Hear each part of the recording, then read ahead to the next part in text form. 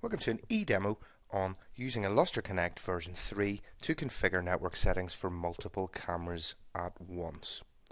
When we first launch Illustra Connect, we're going to get this dialog box which allows us to scan for cameras on specified networks. There's a couple of settings in here we need to configure. Starting at the top, we need to choose whether to scan on IP version 4, IP version 6, or both. Underneath, we have a list of all of the network cards in our machine, and we need to keep a check in the boxes next to those network cards which we want to use for scanning. So I'm just going to uncheck everything I don't want to scan on.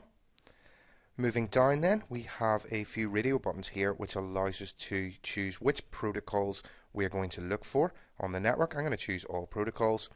And then finally, we also have a username and password there which we can enter if any of the cameras on our network are security enabled. What I'm going to do then with that configured is just choose OK. Illustra Connect will then scan the specified networks for cameras. If it finds any cameras, it will query them for their information. Once all of that is complete, you're going to get a list which displays all of the cameras that have been found. It's going to look a little bit like this. So you get a lot of information about your cameras here. You get their status currently, you get their device, you get their IP address, and you even get which firmware they're running and what their MAC address is. What we can do here is we can select multiple cameras from this list using our Control and Shift keys on the keyboard like we would in Windows. With that done, we can choose the Configure Network button at the top here, and that's going to open up some network options which we can apply to all of the selected cameras. So you can see at the top here we have a list of all of the cameras we've selected.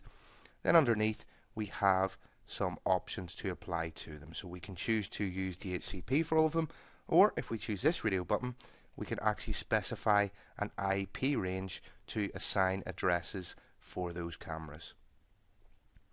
If I choose OK here, Illustra Connect would go and it would make those changes to all of those cameras. It would then give me a report and let me know how that has gone. If I choose Cancel, I'm going to get the same report, only this time it's going to advise me that I cancelled the action and that no changes were made to any of the cameras.